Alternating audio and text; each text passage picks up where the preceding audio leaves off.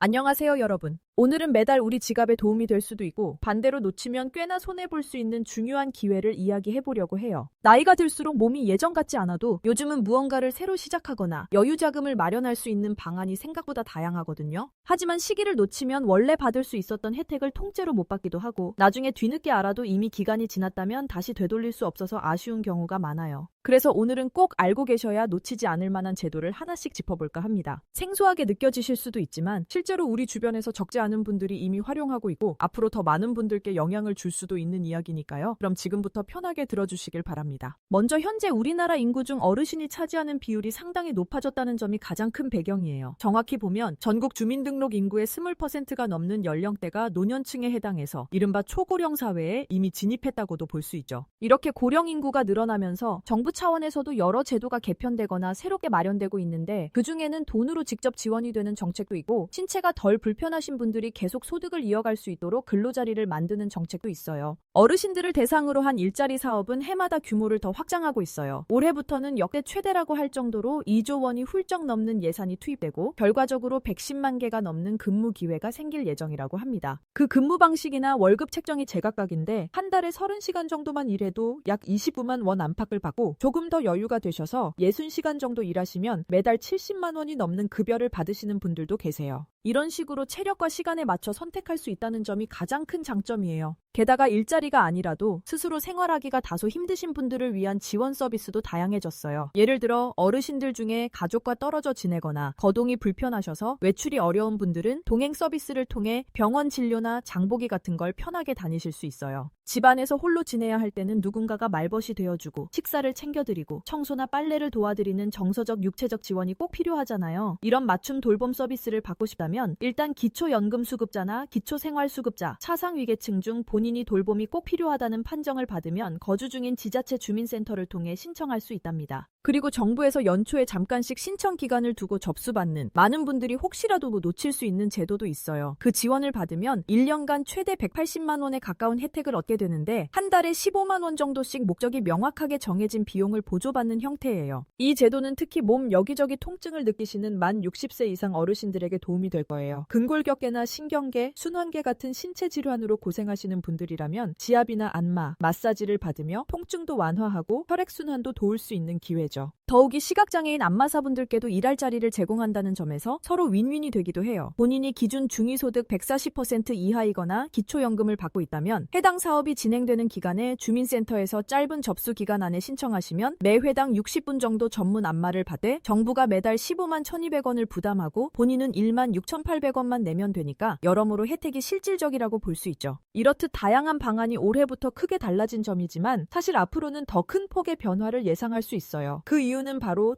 1981년부터 적용되었던 노인 연령 기준인 65세가 조만간 70세로 상향 조정될 가능성이 높다는 얘기가 나오고 있기 때문이에요. 사람들의 기대 수명이 많이 늘었고 이제는 같은 65세라도 예전보다 활동적이고 건강하게 사시는 분들이 확실히 많아졌다는 점이 제도 개선의 한 근거가 되고 있어요. 정부가 본격적으로 논의를 시작한다고 밝혔으니 44년 만에 아주 큰 변곡점이 될 수 있다는 거죠. 만약 실제로 노인 기준을 70세로 높인다면 이에 따라 그동안 65세부터 혜택을 받을 수 있던 여러 복지 제도에도 변화가 생길 수 있어요. 그 중에서도 특히 많은 분들이 매달 통장에 입금받는 기초연금 제도가 크게 영향을 받을 것으로 보이는데 65세부터 받던 걸 70세부터로 변경하게 되면 재정 지출이 상당히 줄어들 거라는 추산도 나오고 있어요. 이미 올해 기준으로 기초연금은 단독 가구라면 매달 34만 4천 원 정도까지 가능하고 부부 두 분이 함께 받으시면 최대 54만 9,600원까지 오를 수 있는 상황인데 이런 제도가 나이 기준 상향 때문에 얼마나 달라질지는 좀 더 지켜봐야 한다는 얘기입니다. 이 제도는 늦게 신청한다고 해서 지난달 것까지 소급해서 받을 수 있는 게 아니에요. 그래서 65세가 딱 되시는 분들은 생일이 들어있는 달보다 한 달 전부터 신청이 가능하니까 그 시기를 놓치지 않는 게 중요해요. 예를 들어서 1960년 4월에 태어나셨다면 3월 1일부터 접수가 열리기 때문에 미리 서류 준비를 하시는 게 좋고 그렇게 해야 4월분부터 통장으로 정확히 돈이 들어온답니다. 반대로 그걸 모르고 몇 달 후에 신청한다면 지나간 기간에 대해서는 따로 추가금을 받을 수 없으니 반드시 생일 전 달부터 챙기셔야 해요. 정리하자면 우리나라는 고령 인구가 늘어남에 따라 지원 정책이 계속 변동되는데 그중에서도 주요 복지 대상인 노년층을 몇 살부터 규정하느냐가 핵심입니다. 아직 확정되지 않았지만 70세로 올리는 방안이 검토되고 있고 만약 실제로 도입된다면 기초연금이나 노인 일자리 이외에 각종 서비스를 신청할 수 있는 나이 기준도 뒤따라 달라질 수 있어요. 제도가 어떻게 바뀌느냐에 따라 같은 나이라도 혜택을 못 받거나 몇 년 더 기다려야 할 가능성이 생길 수 있기 때문에 미리 정보를 얻고 준비하시는 게 필요하다고 말씀드릴 수 있겠네요. 오늘은 어르신들을 위해 마련된 각종 지원 제도와 함께 나이에 따른 정부 정책이 앞으로 어떻게 달라질 수 있는지까지 꼼꼼히 살펴보았습니다. 혹시 들으시면서 나는 해당 사항이 없다고 생각하셨더라도 주변 어르신들이나 가족분들이 이 제도의 대상이 될 수도 있으니 꼭 기억해 두셨다가 적절한 시기에 안내해 주시면 큰 도움이 될 거예요. 이미 시행 중인 혜택은 놓치지 않고 제때 신청하셔야 불이익 없이 혜택을 온전히 누릴 수 있습니다. 그리고 바뀔 가능성이 있는 연령 기준도 꾸준히 관심을 두고 지켜보시면 훗날 본인이나 가까운 분들께 분명히 도움이 될 거라 믿습니다. 오늘 말씀드린 내용이 유익하셨다면 주변에도 널리 알려주시고 여러분들이 필요한 정보를 제때 챙길 수 있도록 저도 앞으로 계속 열심히 준비하겠습니다. 오늘 함께 해주셔서 고맙고 다음에 또 건강한 모습으로 뵙겠습니다. 감사합니다.